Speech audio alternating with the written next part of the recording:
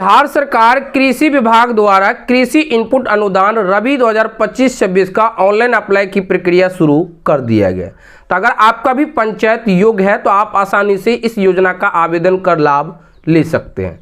आगे इस वीडियो में आपको स्टेप बाय स्टेप कृषि इनपुट अनुदान रबी 2025-26 का ऑनलाइन अप्लाई कैसे करें, अप्लाई करने की कंप्लीट प्रोसेस दिखाने वाला हूँ। वीडियो को आप ध्यानपूर्वक अंत तक देखते रहिए। सो मेरा नाम है राज कुमार और आपका अपना ही चैनल राज में आपका स्वागत है। तो चलिए वीडियो शुरू करते हैं। फ्रेंड्स, वीडियो आने से पहले हमेशा की तरह आपसे एक रिक्वेस्ट रहेगा, इस वीडियो को आप फेसबुक देख रहे हैं पेज को फॉलो कर लीजिए और यूट्यूब पे देख रहे हैं चैनल को सब्सक्राइब कर लीजिए। कृषि इनपुट अनुदान योजना 2025-26 रबी का ऑनलाइन आवेदन करना चाहते हैं तो यहाँ पे देखिए ये आवेदन फॉर्म है। इसी आवेदन फॉर्म को एक एक करके पूरे बारीकी से भरना होगा। अब इस फॉर्म को कैसे भरेंगे, इस वेबसाइट पे किस प्रकार से आएंगे, पूरे बारीकी से जानिए। तो इसके लिए आपको सबसे पहले गूगल ओपन करना है और गूगल पे टाइप करना है rajhelps.in। ये लिख के आपको इस तरह से सर्च कर देना है। जैसे आप सर्च करें तो पहले नंबर में राज हेल्प वेबसाइट लिंक देखने को मिलेगा, इस पर आपको क्लिक कर देना है। क्लिक करते ही इस तरह से आप rajhelps.in की वेबसाइट पे आ जाएंगे। अब आपको इस तरह से स्क्रॉल करना है और यहाँ देखिए आपको सरकारी योजना कैटेगरी देखने को मिलेगा और इसके ठीक नीचे यहाँ देखिए कृषि इनपुट अनुदान योजना रबी 2026 ऑनलाइन अप्लाई, इस पे क्लिक करके आर्टिकल को ओपन कर लेना है। अब इस आर्टिकल में कृषि इनपुट अनुदान योजना रबी 2026 से जुड़ी पूरी जानकारी पूरे विस्तृत रूप से बताया गया कि आवेदन करने के बाद कितना लाभ मिलेगा, आवेदन करने के लिए कौन कौन से डॉक्यूमेंट लगेंगे, कैसे आपको आवेदन करना है, तो इसकी पूरी जानकारी दिया गया। तो आप इन्हें एक एक करके पूरे बारीकी से पढ़कर आसानी से जान सकते हैं। अब जैसे आप नीचे की तरफ आएंगे तो यहाँ देखिए आपको इंपोर्टेंट लिंक सेक्शन देखने को मिलेगा और यहाँ देखिए डायरेक्ट ऑनलाइन अप्लाई के आगे क्लिक है, इस पर आपको क्लिक कर देना है। क्लिक करते इस तरह से यहाँ पे देखिए आवेदन करने से पहले कृषि इनपुट अनुदान योजना 2025-26 रबी से जुड़ी पूरी जानकारी यहाँ पे दिया गया। तो आवेदन करने से पहले एक बार इन्हें पूरे बारीकी से चेक कर लीजिए। इसके बाद यहाँ देखिए आवेदन करने से पूर्व कृपया इस लिंक पर क्लिक कर अपना पंचायत का नाम सूची से जांच ले। तो इस पर क्लिक करके पहले आपको अपना पंचायत का नाम देख लेना है। इस लिस्ट में अगर आपके पंचायत का नाम होगा तब आप आवेदन कर सकते हैं। अब आवेदन करने के लिए नीचे की तरफ आना है। एक बात ध्यान रहे कि अगर आप गैर रैयत के तहत आवेदन करेंगे तो ऐसे में आपको ये स्व घोषणा प्रमाण पत्र डाउनलोड करिए, ये घोषणा प्रमाण पत्र की आवश्यकता होगी तो इस पर आपको क्लिक करना है। इस तरह से ये स्व घोषणा पत्र देखने को मिल जाएगा, इन्हें आपको प्रिंट करना और इसके बाद आपको पूरे बारीकी से भरना होगा। सबसे पहले यहाँ पे किसान का नाम, यहाँ पे किसान के पति या पिता का नाम, यहाँ पे गांव का नाम, इसके बाद यहाँ पे पंचायत का नाम और यहाँ पे प्रखंड का नाम और इस जगह जिला का नाम लिखना है। यहाँ पे क्रमांक संख्या लिखना है, यहाँ पे थाना नंबर, यहाँ पे खेसरा जमीन का खेसरा नंबर लिखना है, यहाँ पे मूल भूधारी वो जमीन किसके नाम से उसका नाम लिखना है और यहाँ पे चौहदी किसान का नाम लिखना है।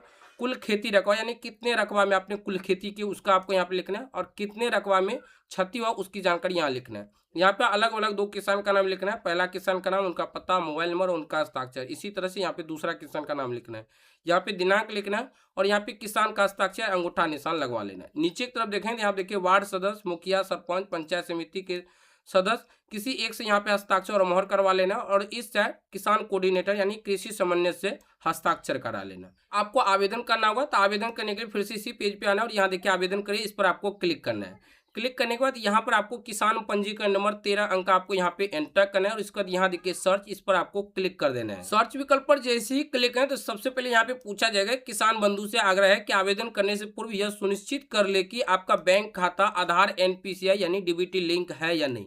तो अगर आपको मालूम है कि मेरा DBT लिंक है तो इसमें आपको ओके विकल्प पे क्लिक करना है, लेकिन आपको मालूम नहीं है तो ऐसे में यहाँ देखिए ये जो लिंक दिया गया इस पर क्लिक करके आप आसानी से चेक कर सकते हैं। तो मैं जिस किसान का आवेदन करके दिखाने वाला हूँ उसका पहले से DBT यानी NPCI लिंक है, मैं इस तरह से ओके विकल्प पे क्लिक कर दिए। ओके विकल्प पर जैसे ही क्लिक करें तो इस तरह से कृषि इनपुट अनुदान योजना 2025-26 रबी का ऑनलाइन आवेदन करने का यह फॉर्म खुलकर आ जाएगा। अब यहाँ पे किसान का पूरा विवरण देखने को मिलेगा। तो आवेदन करने से पहले इन्हें आपको एक बार पूरे बारीकी से चेक कर लेना है, जो कि मैं सेक्रेटरी रीजन से ब्लर किया हूँ। इसके बाद आपको इस तरह से नीचे की तरफ आना है। अब यहाँ पे आपको थोड़ा ध्यान से समझना होगा। सबसे पहले यहाँ देखिए बताएगा कि अपने परिवार का सही विवरण दर्ज करें और यहाँ देखिए बताएगा कि परिवार विवरण गलत दर्ज किए जाने पर भौतिक सत्यापन के समय आप योजना से वंचित हो जाएंगे एवं आपका आवेदन पंचायत स्तर से ही रद्द कर दिया जाएगा। इसके बाद यहाँ देखिए बताएगा कि परिवार का विवरण में आवेदक अपना विवरण अंकित नहीं करे अन्यथा आवेदन करने में त्रुटि आएगी। यहाँ पे साफ से आएगा कि जिस किसान के नाम से आवेदन करें उस किसान का पर्सनल यहाँ पे ये परिवार विवरण में दर्ज नहीं करना है। उसके अलावा जो भी उनका परिवार है, जैसे बेटा हो गया, बेटी हो गया, मम्मी पापा या पति पत्नी जो भी होगा उनका यहाँ पे डिटेल दर्ज करना होगा। सबसे पहले यहाँ देखिए बताएगा कि सदस्य का संबंध, तो इस पे क्लिक करें और जो किसान आवेदन करे उनका और यहाँ पे जिसका आप डिटेल दर्ज करें उनका दोनों में क्या संबंध है। जैसे कि मान लीजिए कि कोई पुरुष आवेदन करे, वो अपने पत्नी का डिटेल दर्ज करें तो पति पत्नी पे क्लिक करें, या बच्चे का डिटेल दर्ज कर रहे हैं तो बेशक बच्चे पे क्लिक करें, या अपने माता का यहाँ पे जो डिटेल दर्ज करेंगे तो माता का चयन करेंगे। तो जो भी होगा अपने अनुसार यहाँ पे सिलेक्ट करना है। इस तरह से पति पत्नी पे क्लिक कर दिए। यहाँ से पति पत्नी पे क्लिक करने के बाद यहाँ देखिए जीवित या मृत, इस पे क्लिक करना है। मृत पे बिल्कुल भी क्लिक नहीं करना है, जीवित पे आपको इस तरह से क्लिक कर देना है। जीवित पे क्लिक करने के बाद अब यहाँ पे आपको आधार नंबर एंटर करना होगा और आधार अनुसार यहाँ पे आपको नाम लिख लेना है। इसके बाद यहाँ पे आपको जन्म तिथि सिलेक्ट करना होगा, तो इसके लिए यहाँ देखिए कैलेंडर का आइकन है, इस पे क्लिक करना है। इस तरह से कैलेंडर ओपन हो जाएगा। अब आपको ईयर पे क्लिक करना है, जो भी ईयर में जन्म है उस ईयर पे क्लिक करना है। यहाँ से आपको मंथ सेलेक्ट करना है, जिस मंथ में जन्म है उस मंथ पे क्लिक करना है, और जितने तारीख में जन्म है उस डेट पे आपको इस तरह से क्लिक करना है। तो यहाँ पे इस तरह से डेट ऑफ बर्थ यानी जन्म तिथि सेलेक्ट हो जाएगा।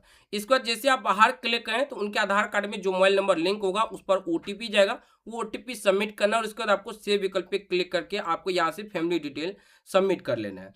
इसके बाद आपको नीचे की तरफ आना है। नीचे की तरफ आने के बाद यहाँ देखिए किसान का प्रकार एवं भूमि विवरण। अब यहाँ पे पहले आपको किसान का प्रकार चयन करना है और भूमि की जानकारी दर्ज करना होगा। सबसे पहले यहाँ पे आपसे पूछा जा रहा है कि खेती करने योग्य कुल जमीन, आप कुल कितने एकड़ में खेती किए थे। तो यहाँ पे जो भी जानकारी दर्ज करेंगे वो आपको डिसमिल में बताना होगा। यहाँ पे आप देख सकते हैं साफ साफ बताया, कृपया डिसमिल में जमीन का विवरण डालें।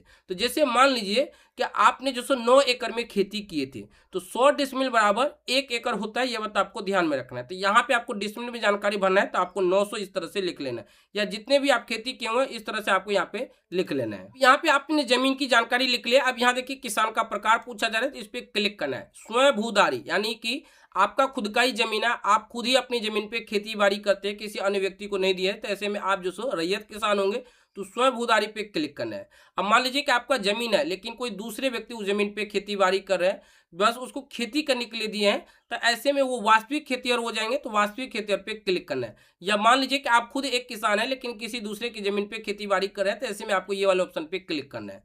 और तीसरा देखिए स्वयं यानी भूधारी प्लस वास्तविक खेतीहर, कुछ आपका भी जमीन है और कुछ दूसरे की जमीन पे भी खेती बाड़ी कर रहे हैं, तो ऐसे में आपको ये वाले ऑप्शन पे क्लिक करना है। तो जो भी होगा अपने अनुसार सेलेक्ट करेंगे। मैं गैर रैयत यानी वास्तविक खेतीहर के तहत आवेदन करेंगे, जो कि स्व घोषणा पत्र कैसे डाउनलोड करेंगे, किस प्रकार से भरेंगे, इसकी जानकारी हमने पहले ही बता दी। तो इस तरह से यहाँ देखिए वास्तविक खेतीहर, इस पर हमने क्लिक कर दिए। इसके बाद यहाँ देखिए क्षति का कारण पूछा जा रहा है तो इस पे क्लिक करना है। आंधी तूफान आकस्मिक वर्षापात एवं ओलावृष्टि, इस पर आपको क्लिक कर देना है। क्लिक करने के बाद इस तरह से किसान का प्रकार एवं भूमि विवरण वाले ये वाले ऑप्शन सेलेक्ट हो जाएगा। अब यहाँ देखिए खेती करने योग्य भूमि का विवरण। अब सबसे पहले यहाँ देखिए किसान का प्रकार, इस पे सिलेक्ट रहेगा क्योंकि आपने यहाँ से सिलेक्ट कर लिया। इसके बाद फसल का नाम, तो इस पे क्लिक करना है। अब कौन सा फसल आपका नुकसान हुआ है वो फसल का आपको चयन करना है। तो मैं इस तरह से गेहूं पे क्लिक कर दिए। गेहूं पे क्लिक करने के बाद यहाँ देखिए जमीन का प्रकार, इस पर आपको क्लिक करना है। वर्षा आश्रित, असिंचित या सिंचित। तो अगर आप सिंचित के लिए आवेदन करेंगे तो ज्यादा राशि मिलेंगे और इसके लिए आवेदन करेंगे तो आपको कम राशि मिलेंगे। लेकिन पहले आपको जानना होगा कि आपका पंचायत किसके लिए योग्य है। तो जो पंचायत लिस्ट जारी किया गया उसमें आप अपने पंचायत के नाम आगे देखेंगे तो वहां पे आपको देखने को मिल जाएगा कि आपका पंचायत सिंचित के लिए है या असिंचित के लिए है या दोनों के लिए, तो अपने अनुसार यहाँ पे सिलेक्ट करेंगे। मैं इस तरह से सिंचित पे क्लिक कर दिए। यहाँ पे देखिए क्षति का कारण पूछा जाएगा तो यहाँ पे ऑटोमेटिक ये सिलेक्ट रहेगा क्योंकि आपने यहाँ से ये सिलेक्ट कर लिए। इसके बाद यहाँ देखिए थाना नंबर पूछा जा रहा है, तो जो भी आपके मौजा का थाना नंबर होगा वो थाना नंबर आपको लिखना होगा। तो मैं डेमो के रूप में यहाँ पे एक लिख लेता हूँ। इस तरह से देखिए हमने एक डेमो के रूप में लिख लिए। तो जो भी आपका थाना नंबर होगा, आपके मौजा का थाना नंबर, ना कि पुलिस स्टेशन का थाना नंबर लिखना है, तो वो आपको यहाँ पे मौजा का थाना नंबर लिखना है। अब यहाँ देखिए खाता नंबर पूछा जा रहा है तो इस पर क्लिक करें तो ये वाले ऑप्शन पे क्लिक नहीं होगा। अब खेसरा नंबर पूछा जा रहा है, तो जिस जमीन पे आपने खेती की है उस जमीन का जो भी प्लॉट नंबर है, खेसरा नंबर है, वो आपको यहाँ पे लिखना होगा। इसका यहाँ देखिए लगाए गए फसल की भूमि कुल रकबा। अब ध्यान से यहाँ पे थोड़ा बारीकी से समझना होगा। जैसे कि यहाँ पे देखिए कुल आप 900 डिसमिल में यानी 9 एकड़ में खेती की है।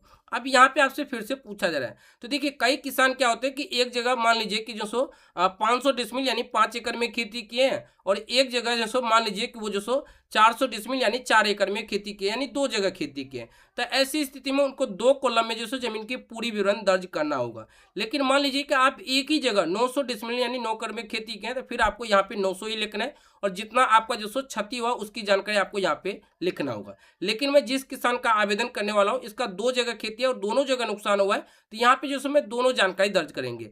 अब देखिए इसमें जो भी डिटेल में दर्ज कराऊंगा वो सिर्फ डेमो डाटा, ओरिजिनल कोई भी डाटा नहीं है। तो ये हमने बता दिया कि अगर आपका एक ही जगह खेती है तो एक ही विवरण दर्ज करना है, लेकिन दो जगह है तो दोनों आपको ऐड करना होगा। अब जैसे कि यहाँ पे देखिए खेसरा नंबर पूछा जा रहा है, तो मैं एक डेमो के रूप में इस तरह से यहाँ पे खेसरा नंबर लिख लिए। लगाए गए फसल भूमि का कुल रकबा पूछा जा रहा है, तो यहाँ पे देखिए एक जगह जो वो खेती करे वो जो 500 डिसमिल यानी 5 एकड़ में करे, और जहाँ पे ये 500 डिसमिल का खेती करे इस जगह इनका जो 100 डिसमिल यानी कि 1 एकड़ जो इनका नुकसान हुआ, तो मैं इस तरह से 100 डिसमिल लिख लिए। 100 डिसमिल लिखने के बाद यहाँ पे देखिए अनुदान राशि यहाँ पे देखने को मिल जाएगा। अब यहाँ पे जो जमीन की खेती करें उसके बगल के जो भी किसान है उसका नाम आपको यहाँ पे लिखना है, तो एक किसान का नाम आपको यहाँ पे लिख लेना है और यहाँ पे उनके बगल का दूसरा किसान का नाम लिख लेना है। अब हमने इस तरह से यहाँ पे देखिए एक जगह जो वो खेती कर रहे हैं जहाँ पे वो 500 डिसमिल यानी 5 एकड़ की खेती करें उस जगह का यहाँ पे हमने डिटेल ऐड कर लिया।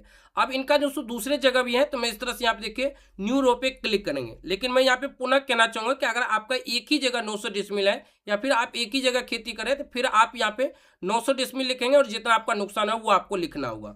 तो मेरा जो भी किसान का अप्लाई कर रहा हूँ इनका दो जगह है, तो इस तरह से मैं ऐड न्यू रो पे क्लिक कर दिए। ऐड न्यू रो पे जैसे ही क्लिक है तो इसी तरह से देखिए यहाँ पे एक और कॉलम खुल के आ गया, तो इसमें भी जो इनकी जानकारी दर्ज करना होगा, तो इस पर हमने क्लिक किया। अब यहाँ पे देखिए दूसरे जगहों की खेती कर रहे हैं तो क्या वहां पे वो गेहूं ही करे या दूसरा कोई जो फसल थे, तो यहाँ पे कई फसल का नाम दिया गया वो आपको सिलेक्ट करना होगा। तो इनमें से देख लीजिए, अगर इनमें से वो फसल का नाम नहीं है तो अन्य फसल पे आप क्लिक कर सकते हैं। लेकिन जो मेरा किसान है वो दूसरी जगह भी गेहूं कर रहे थे तो मैं इस तरह से गेहूं पे क्लिक कर दी। गेहूं पे क्लिक करने के बाद आप यहाँ देखिए जमीन का प्रकार, इस पे क्लिक करना है और सिंचित है कि असिंचित है अपने अनुसार यहाँ पे सिलेक्ट करेंगे। इसके बाद यहाँ पे जो मौजा का थाना नंबर लिखना है, तो मैं डेमो के रूप में एक इस तरह से ये थाना नंबर लिख लिए। इसके बाद यहाँ पे जो दूसरी जगह खेती करें उस जगह की जमीन का खेसरा नंबर क्या है यानी प्लॉट नंबर क्या है, तो जो भी होगा मैं डेमो के रूप में एक यहाँ पे इस तरह से लिख लिए। आपका जो ओरिजिनल होगा वही आपको लिखना है। अब यहाँ पे देखिए पूछा जा रहा है कि जो दूसरी जगह आप खेती करें उस जगह आपका कितने रकबा में आप खेती किए थे, तो जैसे कि हम टोटल यहाँ 900 बता रहे हैं, 900 डिसमिल यानी 9 एकड़, तो हमने यहाँ पे 500 डिसमिल यानी 5 एकड़ की जानकारी भर दी है। अब यहाँ पे मैं 400 डिसमिल दूंगा। 400 डिसमिल लिखने के बाद यहाँ देखिए क्षति भूमि का रकबा पूछा जा रहा है, तो यहाँ पे जो आपने 400 डिसमिल यानी 4 एकड़ खेती की है इस जगह कितना नुकसान हुआ है, तो इस जगह इनका 300 डिसमिल नुकसान हो गया, तो मैं यहाँ पे 300 यानी 3 एकड़ नुकसान हुआ, तो 300 डिसमिल लिख लिए। अब जैसे कि यहाँ पे देखिए हमने क्षति रकबा एंटर किया, तो यहाँ पे देखिए कुल अनुमानित राशि ये दूसरे यहाँ पे रकबा का देखने को मिल गया, और ऊपर देखेंगे तो यहाँ पे देखिए पहले जमीन का विवरण दर्ज किया तो पहले यहाँ पे रकबा का देखने को मिल गया, तो ये टोटल अमाउंट आपको यहाँ पे देखने को मिल जाएगा। अनुमानित बताया गया कितना राशि आपको मिलेगा।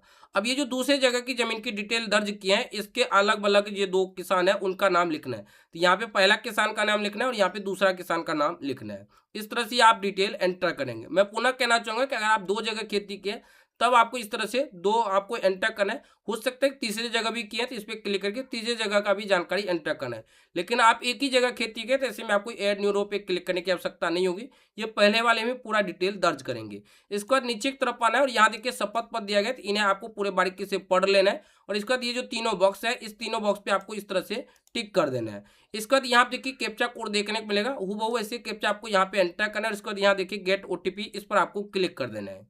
क्लिक करने के बाद आपके किसान पंजीकरण नंबर में जो भी मोबाइल नंबर लिंक होगा उस पर ओटीपी जाएगा, वो ओटीपी आपको यहाँ पे एंटर करना है। ओटीपी एंटर करने के बाद सबमिट विकल्प पे क्लिक कर देना है। क्लिक करते ही अगले स्टेप में नया पेज खुलेगा जहां आपको डॉक्यूमेंट अपलोड करने के लिए कहा जाएगा।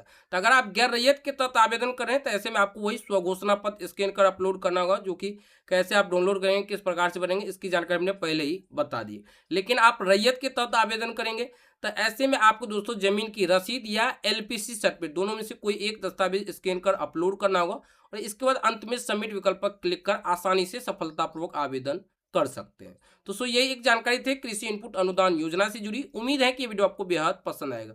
वीडियो पसंद है तो लाइक कीजिए, अपने दोस्तों के साथ इस वीडियो को जरूर शेयर कीजिए।